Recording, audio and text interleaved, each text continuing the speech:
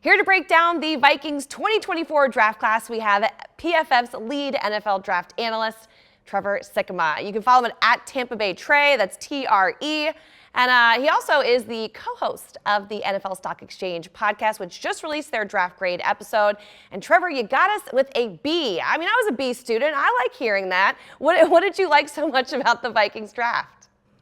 No, I really like the players that they were able to come away with. You know, you can argue, okay, they gave a lot up to go get Dallas Turner, but hey, you know, at the end of the day, like, if he's your guy, you went up to go get him. But honestly, the thing that I like the most about their draft class is going into the draft, even days leading up, we were predicting, okay, are the Vikings going to have to trade up to 4 or 5 all the way to go get JJ McCarthy? And they come away with McCarthy, who this was one of my favorite landing spots for him in Minnesota. And they do so just at number 10. Now, people say like, oh, okay, you know, Sean Payton came out afterwards and he's like, I was playing him a little bit to get him to trade up. But honestly, I don't even care about that. The fact that you were able to get JJ McCarthy at number 10 instead of number 4 or 5 shows a really job well done by this front office, by this coaching staff with their intel to say, okay, we're not really going to fall for that pressure. We're going to let the draft kind of come to us, and they capitalized when they needed to. So to me, it showed really great patience and understanding of what the first round was going to be like.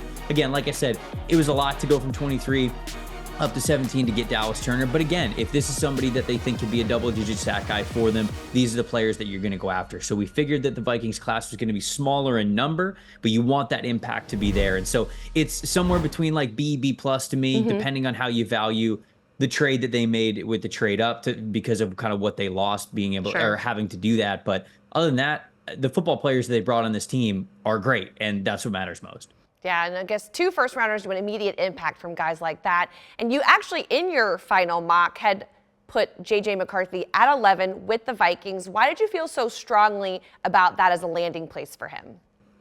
Well, I figured that they would be a team that would call up to Washington at number 2, New England at number 3, to see if they could go get their guy, whether it was Drake May or Jaden Daniels. It felt as though kind of going into the draft, at least as we got closer to things, okay, they were more interested in May than anything else. But honestly, the price to get up all the way to 3, I think that they saw McCarthy probably similar to what Drake May was. And they said to themselves, okay, well, we don't have to give up an extra first-round pick, and we still get a guy that we feel has a Super Bowl caliber ceiling for us. And so, you know, when you look at McCarthy and his progression over the last couple of years, 2022 to 2023, it was almost night and day. It really was. I watched JJ McCarthy in 2022, and I was like, whew, all right, I know everybody thinks that he could be a first-round pick one day, but he is a long way away. 2023, a lot of that stuff got better. He really navigated the pocket better. He handled pressure better. He was able to see things from the defense pre-snap and post-snap, and you could see that in how he was able to execute the offense. And so when you take that into account, with him being one of the younger prospects in this class,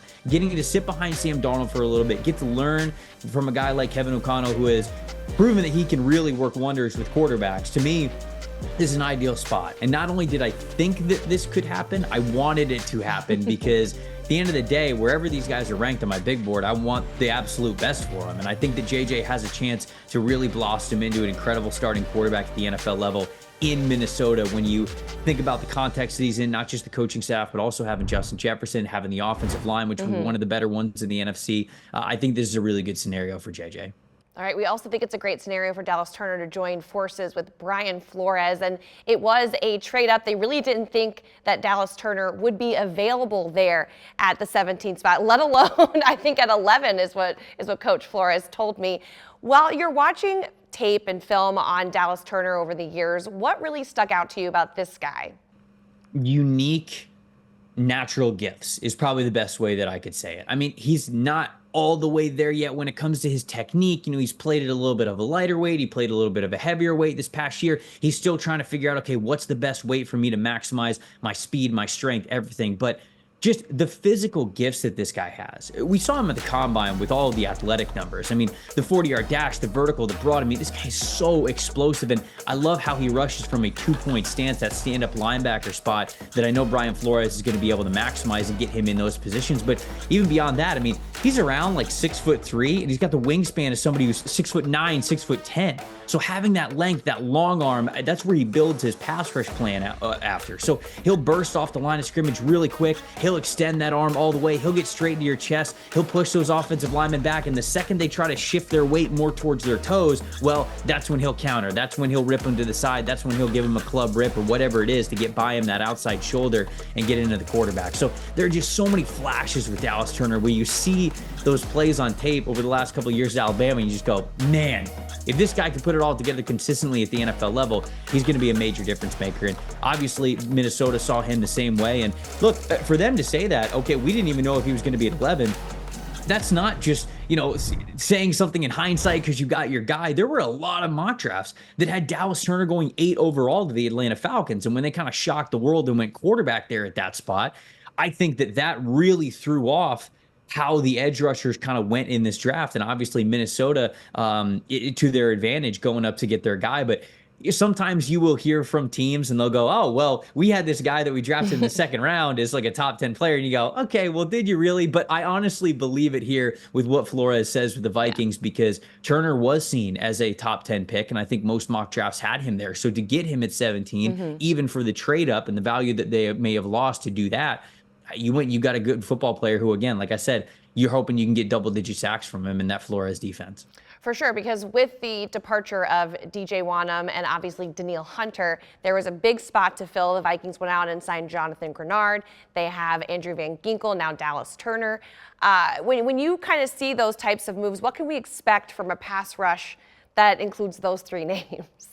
Yeah, no, I think it's going to be one of the better ones in the NFC, or at least it has the potential to be. I think that Grenard's coming off some really good momentum that he had last year and even the year before. I mean, obviously Van Ginkel's kind of the same thing in that stand-up linebacker spot coming from where he did. And I think that Dallas Turner, it's a situation where having those 2 veterans there right away means that you don't have to necessarily play Dallas Turner on all situations, right? Because you look at him and you go, okay, well, he's a really good pass rush specialist right out of the gate as a rookie, but maybe there's some concerns or at least just consistencies that he has to get better at when it comes to run defense. Well, having those 2 veterans on the team already means that you don't have to play him in those disadvantageous situations as he learns to become a better run defender. So instead, it's a really impactful 3-man rotation where, especially when you're in 3rd and long situations, right? The defense does their job and they get the defense in anything of 3rd and 6, 3rd and 7 plus.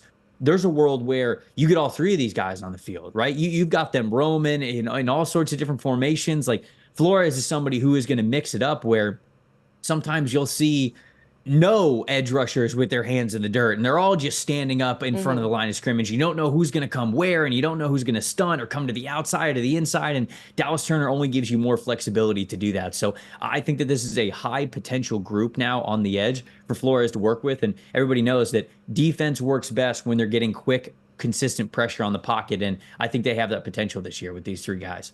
Yeah, it's a really exciting trio to for sure have your eye on. We were also watching the later rounds of the NFL draft, the Vikings picking a corner, a couple of offensive linemen, a kicker, and the last pick, a defensive tackle. So when you kind of saw the names of what they were doing there, obviously on Saturday, was any late round pick piquing your interest?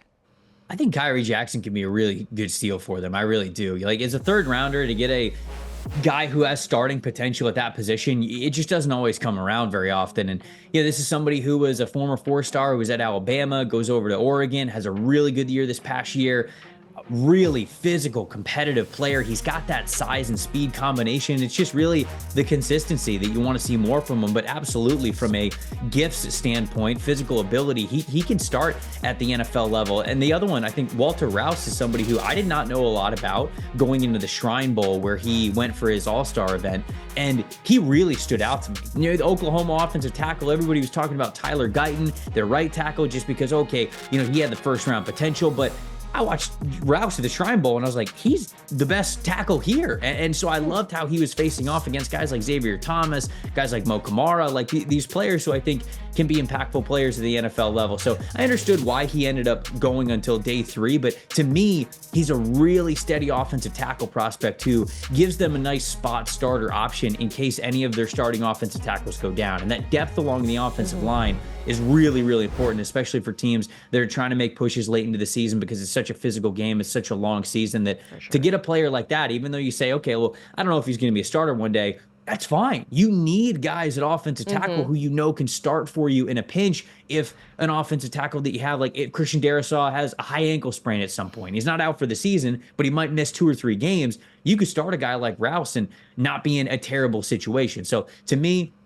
to get guys like Jackson and Rouse there as really good rotational players to start, but guys who could really have good value for you if they are ever called upon to start, like that's a big deal for me to get players like that that have that potential in the mid rounds. Yeah, for sure. I mean, you don't have to tell Vikings fans the agony of injuries and adversity throughout the season. Obviously, the Vikings just coming off a 7-10 campaign and trying to look forward. The NFC North feels like it's kind of heating up a little bit. So I know that you've watched the free agency and the draft now over, since the season ended. And I love that this was part of what you said on the NFL Network the other day, where you felt like JJ McCarthy was the final piece of the picture they were painting this offseason. Great words, by the way. Last few months was an ideal balance of aggressiveness and patience. So overall, how would you rate the Vikings offseason? And it's kind of a double barrel question here. And do you see them being able to contend in the NFC North moving forward? I thought it was a fantastic offseason. I really did. Now, their division's tough, right? I mean, like the NFC North is heating up. Obviously, the Packers and what we saw from Jordan Love last year, if they continue to move forward, that's going to be a really tough team. Detroit nearly made a Super Bowl last year, and I think they only got better this offseason, mitigating some of their weaknesses. So they're obviously going to be a tough out. The Bears, you drafted Caleb Williams, you get Rome Odunze. I mean, even beyond that, though, they added some other players this offseason through free agency that I think are really going to help them. So this is one of the toughest divisions of football. There's no doubt about it. But even if the Vikings, okay, maybe are not a playoff team this year, they're going to be a tough opponent no matter who they play. They're no pushover at all whatsoever. And so I think that they have put themselves in a really good spot to really take that next step and really build that team that can contend for the top of that division and time it really well to maybe, okay, Detroit's the team that has their winning window wide open right now. Maybe the Packers are getting there. Maybe the Bears are getting there, right? But that's uncertain. It's kind of going to be a prove-it season for them.